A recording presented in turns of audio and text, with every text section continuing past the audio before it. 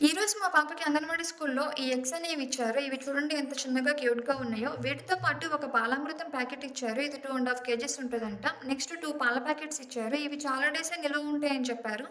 సరే ఎగ్స్ అనేవి ఫ్రెష్‌గా ఉన్నాయో లేదో చూద్దామని ఒక ప్లాస్టిక్ బౌల్‌లో వాటర్ తీసుకొని వన్ బై వన్ ఈ ఎగ్స్ అనేవి దాంట్లో వేశాను.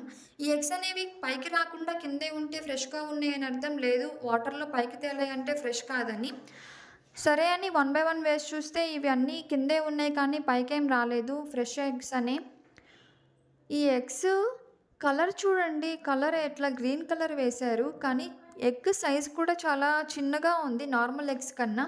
సరే నెక్స్ట్ మంత్‌లో చూసి అప్పుడు కనుక్కోవచ్చని నేను ఏం అడగలేదు అక్కడ కూడా. మీకు ఎగ్స్ అనేవి ఇలానే ఇస్తున్నారా? లేపోతే నార్మల్ సైజ్‌లోనే ఇస్తున్నారా? తెలిస్తే కామెంట్ చేయండి. నాకొక డౌటయితే వచ్చింది. ఏంటో ఈ ఎగ్స్ ఇంత చిన్నగా ఉన్నాయి. యూజ్ చేయొచ్చా లేదా అని అనుకున్నాను. సరే అని ప్రెజెంట్ అయితే తీసుకొచ్చాము. మీ ఏరియాలో అంగన్వాడీ స్కూల్‌లో ఏమిస్తున్నారో కామెంట్ చేయండి. వీటి కలర్ కూడా చూడండి. వాటర్‌లో ఎయగానే కలర్ కూడా పోయింది.